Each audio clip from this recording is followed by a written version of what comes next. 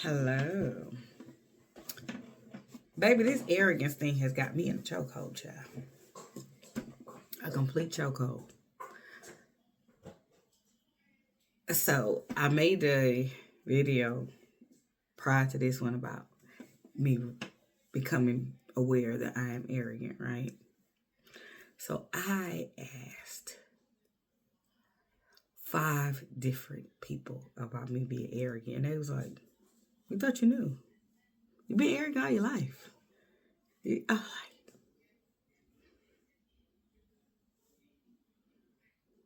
And so I've been up trying to figure out, like, what makes me that way? How can I not be that way? When it comes up, what's going on? I was up till like 2 o'clock this morning. Okay. Thinking about it. I've been up a whole, like, thinking about it. It's just been something that's on my mind. And I don't need to work on the arrogance part, what I'm realizing. I need to work on the humility part. So as the humility rise, the arrogance will. That's what I'm thinking. Okay. So I will work on actively listening, right? And bringing my humility up so that my arrogance would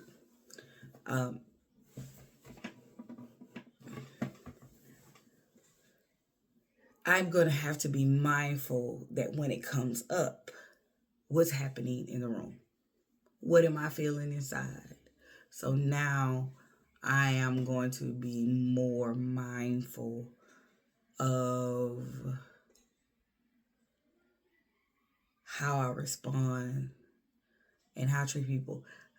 I've always been told that I look down my nose at people. I've always been told that.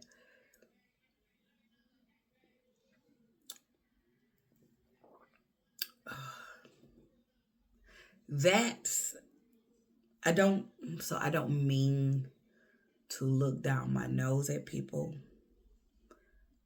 but I don't want nobody thinking I'm one of them, though. You understand? And when you don't want nobody to think you one of them, it's a level of, I guess, arrogance you gotta have. I'm not one of them. This is my experience in life. You lay down, they'll walk on you. You lay down, baby, it'll be a whole March fest walking over you. But standing up for yourself looks different for everybody. And for me, my arrogance is a way of me standing up for myself. To say who? Who? Where? Not me. But one thing I try not to do is wave my accomplishments in people's face. But I have been told that I make people feel less than. And in my mind, I have tried to search that. Now one thing I am an integrity kind of person. All that gaslighting and lying and like I don't know the truth. I'm not gonna see the truth and lie with you, right? So I'm not gonna being able to see the truth and you be like, no, that ain't happened. I'm looking at it. Now you crazy for trying to tell me it ain't happened. Now that is called gaslighting. That grinds my gears. Whatever you do, do not gaslight me. I was gaslit as a child. And they wanted me to believe all type of stuff that I just refused. Stop it! Thank you. See them playing. They playing outside. Boy, got a whole tree branch. She crazy. Daniel, do not go over there and mess with those trees, okay? Yes, ma'am. That is not cool, okay? Don't ever think I'm not watching. Mommy is watching. Is that baby Craig? I'm watching, and out you go. Oh, man. All right. We can't stay here? No, you cannot stay in my office. This is where I work. King. 5. Oh, she threw the countdown. 4, 3, She threw the countdown. 2. The countdown is the warning before you get hit. I'm only going to talk for so long, and then I'm going to start counting down. You let me get the 1, you earned yourself a lick. Okay? That's just me as a mother. Anyhow. So there are some things that rise up in me when certain things happen to me. So I have to watch my reactions because it's not a delayed reaction. No, it's a what? Who? What? You know what I'm saying? And I'm kind of helping you to understand. I'm paying attention. Hello. And people who, I feel like when you know somebody, right? You know people pay attention. You know I pay attention, right? You know I am aware. I'm going to be. Now, some things I'll let slide because, it ain't going to make or break, whatever the case may be. But things that's matter of fact, I'm matter of fact about them. And that may be very arrogant to other people. But this one thing that that's tripped out to me, how people want you to have so much humility and they have none. Because I told my dad, I say, you know why I'm like this with you? I said, because if I let my guard down with you, I've let my guard down before. And you continuously be the person you are. But as long as my guard is up, you know not to play with me like that. It wars you off. For it so much. Like, he lost my car keys twice. They were in his hands. They were in with him. He wanted to gaslight me and said he gave them to me. I said, Pop, I've had my car for 8 years. I never lost my keys. I don't lose my cell phone. I don't lose things. I put them where they belong. I'm repetitive because my mom had dementia. And with dementia patients, the more systematic you are about things, they can retain. That's always there. Okay, that's always this. This is always that. So I became a very routine, repetitive kind of person for her because she couldn't take a lot of change. Now, when things would change, I figure it out first. And then I ease the change on her. You know what I'm saying? Like if we're moving, I can't just get up and move. It has to be bring her there, let her walk around. We got to have dinner there, So she'll say, hey, I'm going to live. Yes, you're going to live here, And she was just like, what is this place? I said, this is your home. I never signed for a home. I signed for it for you. You know what I'm saying? So it's a lot of things she couldn't retain. So I became very systematic. And I don't think he's aware of how systematic I am. So I know what things are and what they're not. I put things in places because me too, over the years of taking care of my mom, I realized I can get overwhelmed. And when I get overwhelmed, my memory is a piece of poop. Okay. So that's another reason why I've gotten repetitive with things. Right now, I'm doing all this healing work in myself to regulate my nervous system. My nervous system has never been regulated, if I be honest about me and my life. It have never been regulated. It has always been on heightened alert. And now I'm getting to a point to where I'm doing some work inside of me, and my nervous system is stopped doing this to, it's just, it's like, okay, all right, all right,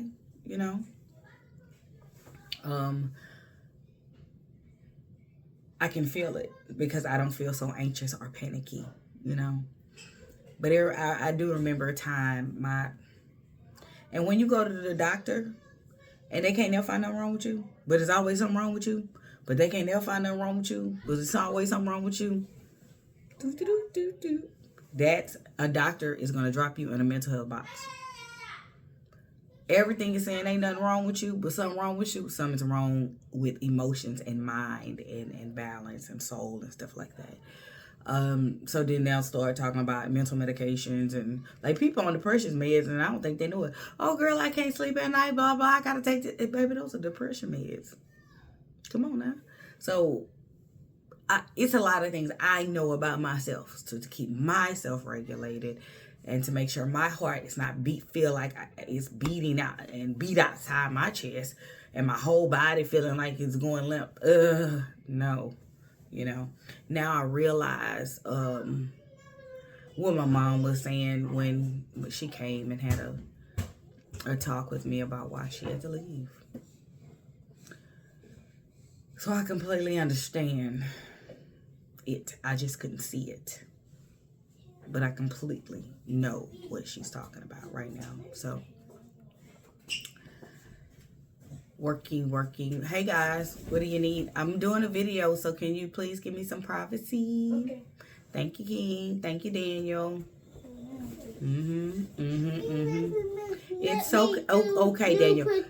Daniel, we're not doing that, and I am recording a video. Baby, that little thing got to get his point across. You do something to him, oh, he gonna get that point across. I could be like, Daniel, that Sagittarius, he got to get his point across. And that's another thing. I'm working on my arrogance so I can help him. My baby is very arrogant. Daniel's arrogant.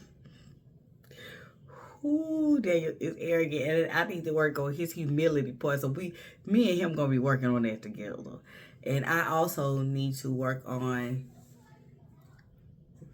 my fight, flight, flee sensors.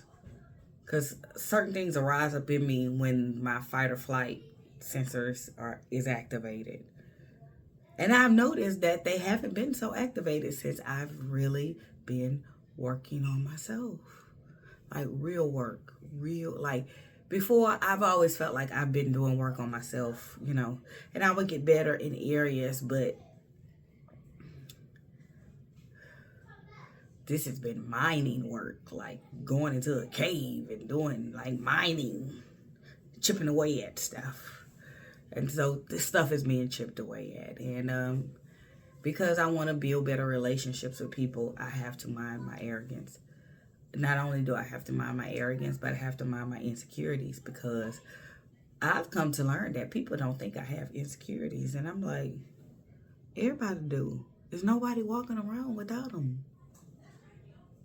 We all have insecurities. I don't care how pretty you are, how fine you are, how much money you have, how big your house is, how great your job is, how grand your life is. Everybody have them. And I have them. And there's certain things that can arise in me when they rear their ugly head. Okay? And so doing the work on that, because I was telling my cousin Nisha, I love the relationship I'm building with my cousin Nisha. I've always loved her. But now that she's a grown woman and have some experience under her belt, what I say makes a lot of sense instead of, So, talking to her, and she was like, girl, I'm trying to be arrogant. I said, well, give me your humility, child. You can take this arrogance. But she did say something to me. She says, Misty, if I were you, I'd be arrogant too. She says, you've always had it. You've always been that way. And I'm like, always? She said, you've always been that way. She said, but I would too if I were you. You have every right to be. I said, no, Nisha, I ain't got every right to be, but I'm going to work on this. I'm going to work on this to soften it. I told her I'm trying to soften myself up. She said, oh, okay. She said, well, you are a little tight, a little rigid. I said, yep, I need to soften me up. She said, I can see that. So I do want to soften me up. You know, I don't mind, you know, when I have to be like, hey, no, hold on, now wait a minute. But if I ain't got to, I just don't want to be carrying it around all day. It kick in when it need to. But if it don't need to, go on about your business and let free, light, happy Misty be heard, you know. So I'm trying to find that in myself and not make that somebody else's job, because it's not nobody else's job. Nobody's job to fix you. And it's nobody else's job to love your shit. You know, I told my homeboy, I said, boy, I said, thank you for putting up with me. He says, well, Misty, you put up with me pretty good too, Misty. You put up with me. You always willing to see things from another side, and you get on me and I be mad, but he says, it's not like you're lying. You know, I just don't like being told the truth, you know. I was like, oh. So adult Misty is softening up. I want to be softer because I think about the type of man that I want, you know, the type of man that grown Misty want. I be looking into it, girl. I be looking into it, y'all. I've been looking. I've been trying to see, hey, what I like, and I've been seeing some things that I like.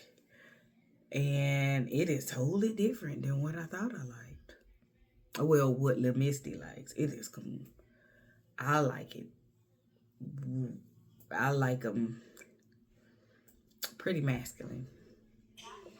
And so I want to bring my femininity up and that masculinity go down with the arrogance. So you still pause the video. What? Tell you what it. He broke a watch. He thought a watch. This was a watch, and then he got the scooter and smashed it. And so they done went out there and no 5. That's how we win.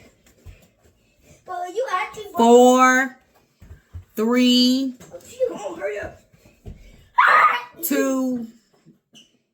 So they out there to mess with the wasp's nest, right? So the wasp then chased them, and they run. These boys are bad.